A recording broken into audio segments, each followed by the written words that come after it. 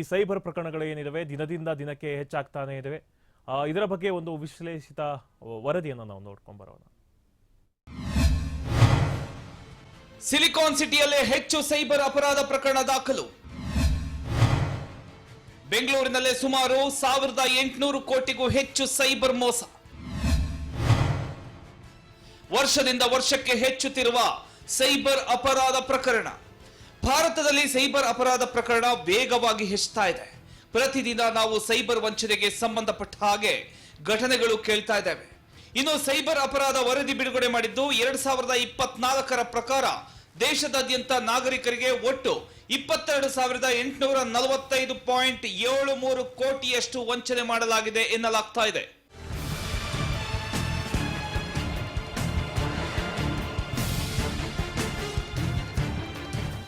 ಇನ್ನು ಸರ್ಕಾರ ಹಂಚಿಕೊಂಡಿರುವ ದತ್ತಾಂಶದ ಪ್ರಕಾರ ಕಳೆದ 3 ವರ್ಷಗಳಲ್ಲಿ ಸೈಬರ್ ಅಪರಾಧಗಳು ವೇಗವಾಗಿ ಹೆಚ್ಚಾಗಿದೆ.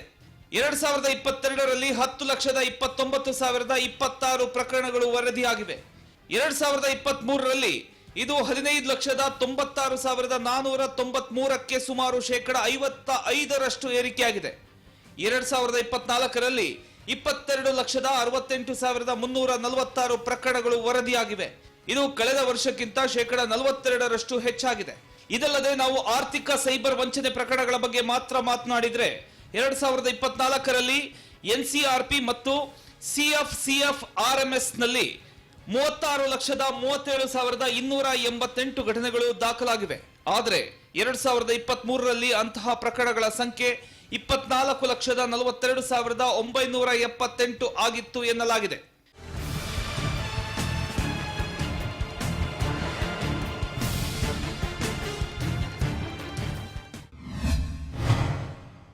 ರಾಜ್ಯದಲ್ಲಿ 2021ರಿಂದ 26ರವರೆಗೆ ದಾಖಲಾಗಿರತಕ್ಕಂಥ ಸೈಬರ್ ಅಪರಾಧ ಪ್ರಕರಣಗಳು ಇಂತಿವೆ.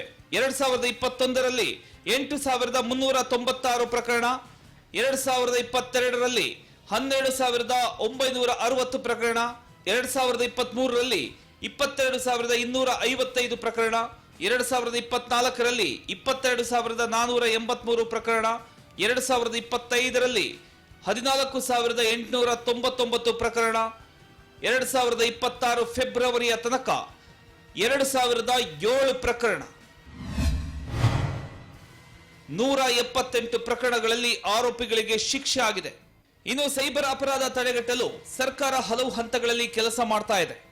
ಇಲ್ಲಿಯವರೆಗೆ ಪೊಲೀಸರು ಮತ್ತು ಇತರ ಏಜೆನ್ಸಿಗಳ ಸಹಾಯದಿಂದ 9.42 ಲಕ್ಷಕ್ಕೂ ಹೆಚ್ಚು ಸಿಮ್ ಕಾರ್ಡ್ಗಳನ್ನು ನಿರ್ಬಂಧಿಸಲಾಗಿದೆ.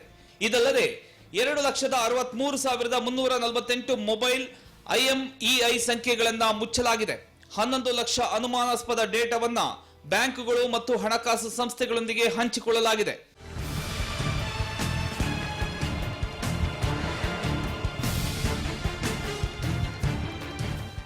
ಇನ್ನು ದೇಶದಲ್ಲಿ 24 ಲಕ್ಷ ನಕಲಿ ಖಾತೆಗಳು ಗುರುತಿಸಲಾಗಿದೆ ಹಾಗೂ ಅವುಗಳ ಮೂಲಕ 4,631 ಕೋಟಿ ರೂಪಾಯಿಗಳನ್ನು ಉಳಿಸಲಾಗಿದೆ. ಸರ್ಕಾರ ಇದು ಅಪರಾಧಿಗಳು ಮತ್ತು ಅವರ ಜಾಲದ ಡಿಜಿಟಲ್ ನಕ್ಷೆಯನ್ನ ರಕ್ಷಿಸುತ್ತೆ. ಇದರ ಮೂಲಕ ಅಪರಾಧಿಗಳನ್ನ ತಲುಪುವಲ್ಲಿ ಪೊಲೀಸರಿಗೆ ಸಹಾಯ ಸಿಗ್ತಾ ಇದೆ. ಇಲ್ಲಿಯವರೆಗೆ ಈ ಮಾಡ್ಯೂಲ್ ಸಹಾಯದಿಂದ 10,599 ಆರೋಪಿಗಳನ್ನ ಬಂಧಿಸಲಾಗಿದೆ ಅಂತ ಅಧಿಕಾರಿಗಳು ಹೇಳ್ತಾ ಇದ್ದಾರೆ.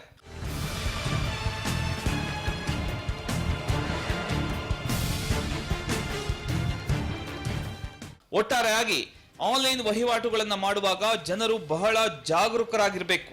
ಯಾವುದೇ ಅಪರಿಚಿತ ಲಿಂಕ್ ಅನ್ನ ಕ್ಲಿಕ್ ಮಾಡೋದು ಅಥವಾ ಯಾವುದೇ ರೀತಿಯ ವಂಚನೆ ಸಂಬಂಧಿಸಿದಲ್ಲಿ ತಕ್ಷಣವೇ ಪೊಲೀಸರಿಗೆ ದೂರು ನೀಡಿ ಅನ್ನೋದು.